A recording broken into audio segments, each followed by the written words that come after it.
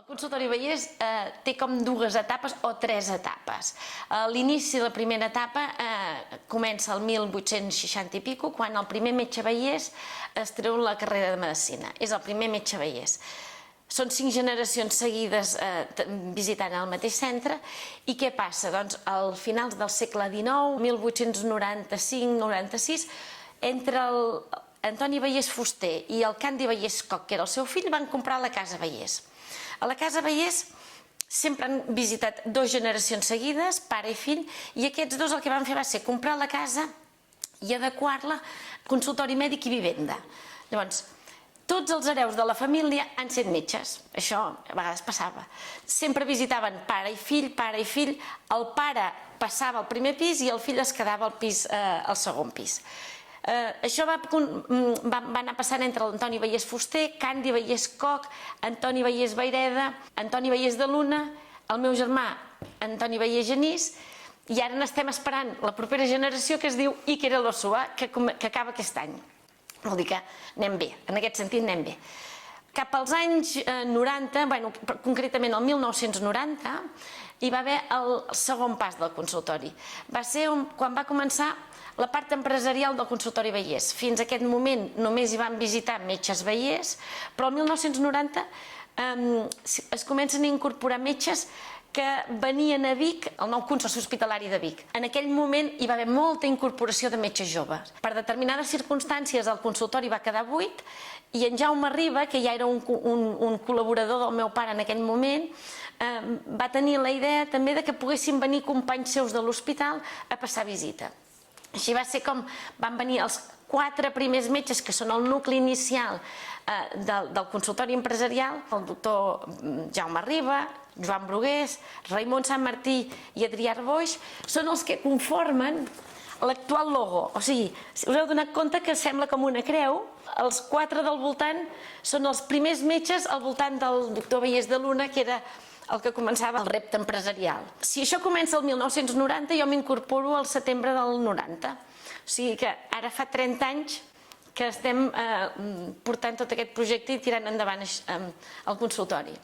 Aquesta segona etapa. Molt ràpidament es van incorporant diferents especialitats fins a l'actualitat, i hi va haver un canvi important entremig també, que va ser el 2008. Ens van presentar el concurs que va treure el Consorci Hospitalari de Vic. L'antiga aliança va passar a mans del Servei Català de la Salut.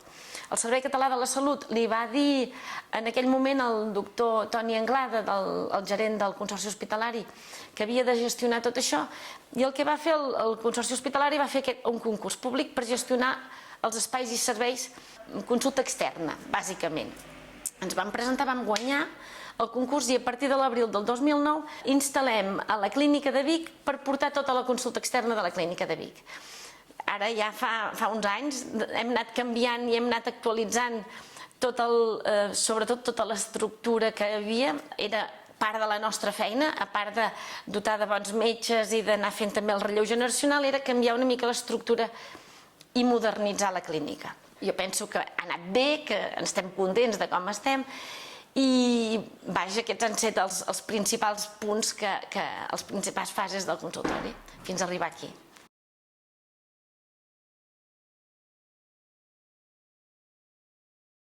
El consultori necessita sobretot personal qualificat. Personal qualificat amb totes les feines que tenim. Nosaltres necessitem metges que en el nostre cas venen de forma autònoma, i metges que els agradi la comarca, que estiguin arrelats aquí. Com més arrelats a la comarca millor. Necessitem bons especialistes, bons metges de capçalera, molt bons metges d'urgències, que això en aquests moments costa perquè estem en un moment històric on tot aquell hospital general que us explicava abans, que vam omplir fa 30 anys, per relleu generacional s'estan buidant. Catalunya fa 30 anys va omplir molts hospitals i tots tenim el mateix problema, és un problema general, que necessitem metges per donar abast a totes les jubilacions que hi ha. Què comporta això? Doncs que a comarques ens sigui més difícil, ja ens espavilarem. Però vaja, aquí ho deixem perquè és un repte que tenim a la comarca. Necessitem també especialistes de tot tipus i metges de capçalera. A part de tots els metges, necessitem que el personal que ens vingui tot cada vegada està més qualificat. Tant auxiliars d'enfermeria, tècnics de laboratori, tècnics de rajos, infermeres, tota la part administrativa, auxiliars administratius, els comptables, la gent que està a recepció. Tot i que sigui un centre mèdic, hi ha especialitats que ja no te les pots estalviar. O sigui, com els informàtics, els comunicadors i això, s'han incorporat per quedar-se ja amb tota empresa. Necessitem bona gent, gent que tingui ganes de treballar, gent entusiasta i que sàpiga la professió.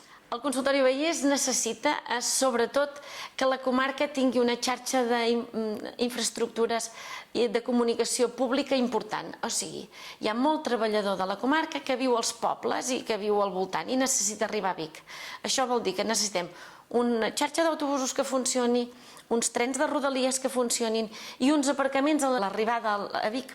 A part de totes aquestes comunicacions més properes, jo sí que demanaria, hi ha molt metge que està a Barcelona, els metges de Barcelona ja no tenen cotxe, està canviant a comarques encara utilitzem més el cotxe i ens movem més en transport privat, però la gent de Barcelona no li costa.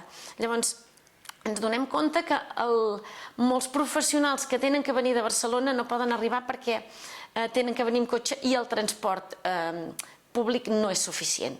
Necessitem un tren, una línia R3 que funcioni com un metro, que amb aquest metro el que sí que aconseguiríem seria que tots els especialistes potents i competents que tenen a Barcelona poguessin venir un dia a la setmana, no fa falta més, a donar servei aquí. Aconseguiríem que també que possibles clients que estan a Barcelona puguin venir, o sigui, faríem molta més xarxa intercomarcal, que jo crec que això seria positiu per tothom.